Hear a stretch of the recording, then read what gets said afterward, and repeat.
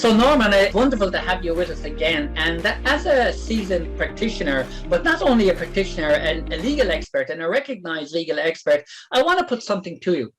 Letters of indemnity, but particularly discharge letters of indemnity. There have been a lot of issues in recent times and a lot of cases, and banks are concerned about letters of indemnity. Maybe you can give us some tips or guidance on how banks maybe can limit or minimize their exposure when working with letters of indemnity, in particular right now, discharge letters of indemnity. Letters of indemnity. So, letter of indemnity is a document. It's a letter of indemnity, and we'll see what that is in a minute.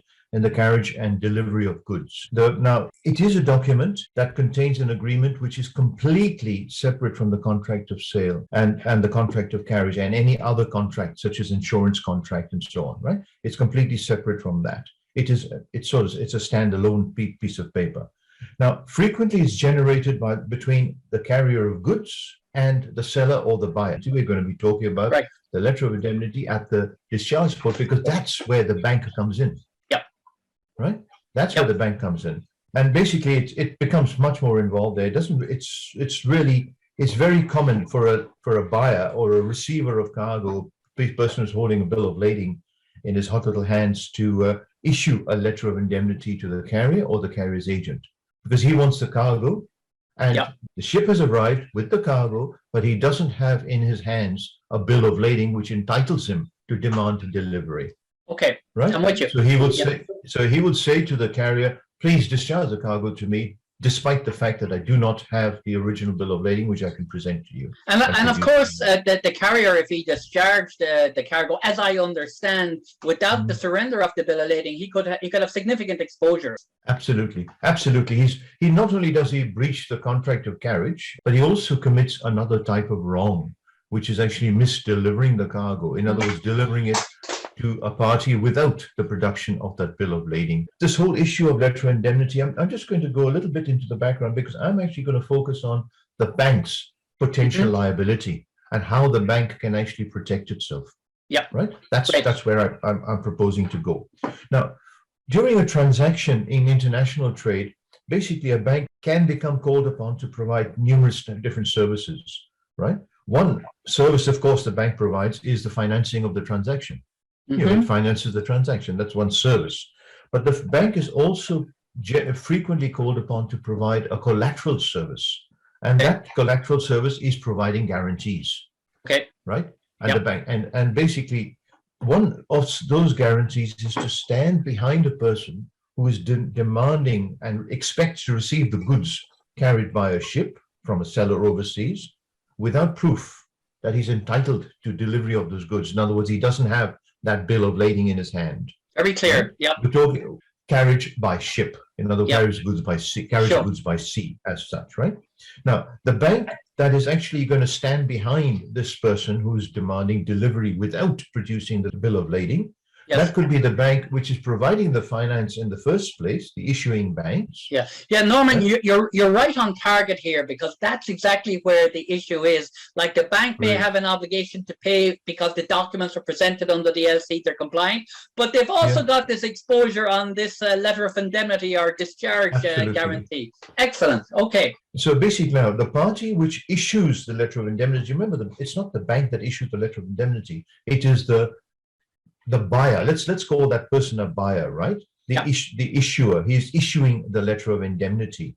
Yeah. What he's doing, he's requesting the carrier to do something that could be either a breach of contract or another type of wrong.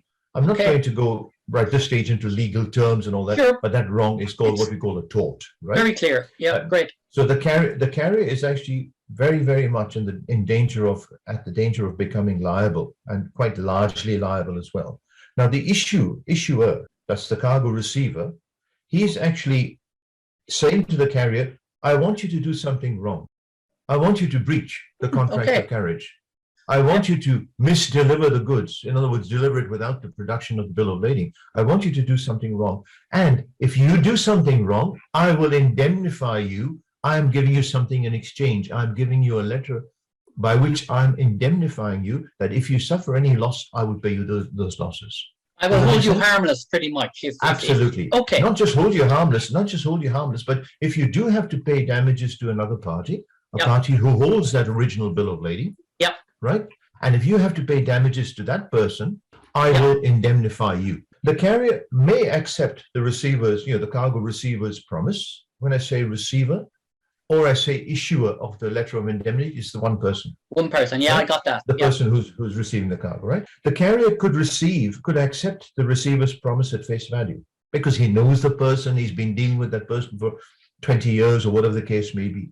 But in most commercial relationships in international trade, this can be a ticking time bomb for the carrier to accept at face value this letter of indemnity without protecting himself in any sort of way, right? Yeah. Therefore, what the carrier does frequently, if not in most cases, the carrier usually requires the receiver, right? You're giving me a letter of indemnity, fine, I'll accept that.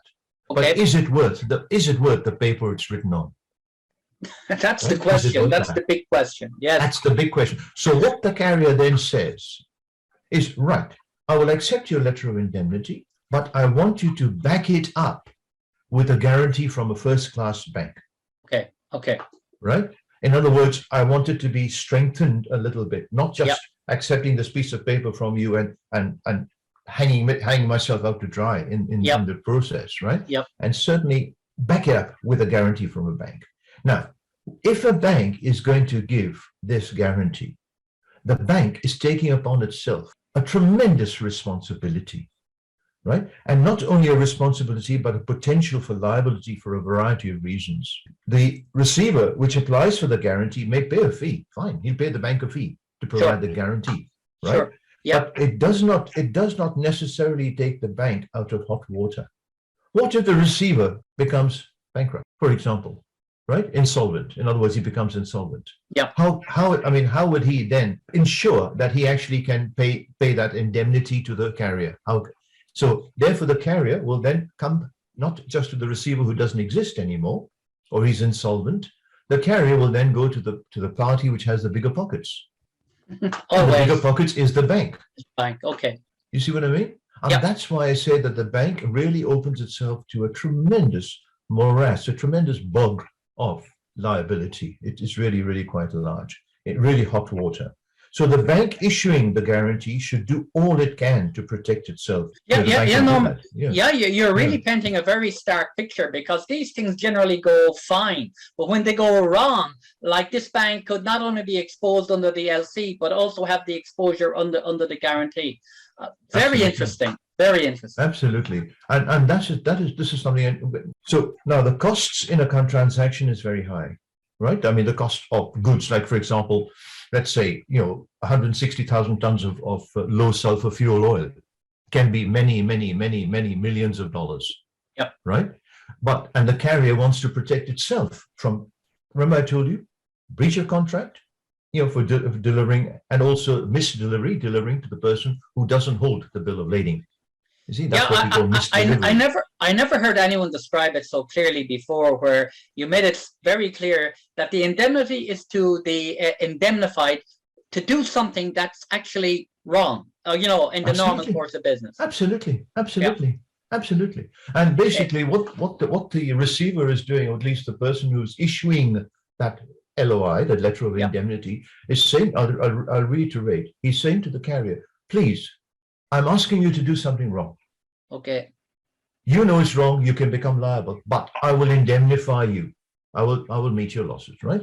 Basically. Now, coming back to the cost of the transaction is so high, so many carriers, they actually insist on a guarantee of between 150 and 200% of the CIF or the CFR value of the goods. Now, you can imagine what amount, $20 million, $25 million, right? And 100% that or 200% that is a very large amount of money for the guarantee. So can you see why the banks have to be so cautious and careful? Yeah. And banks must be aware of this. Yeah. So in a very short time frame, a bank's credit risk exposure can really go up and up and up. Absolutely. And up. Okay. It can go berserk. Absolutely berserk. Right. Absolutely berserk. So the guarantee. So therefore, the bank should be aware of this issue.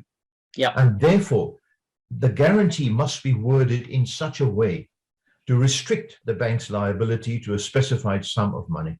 Okay. Right? Very good. So this is now I'm coming to Yeah. what I was going to say, that Yeah. what should the bank do to protect itself, right?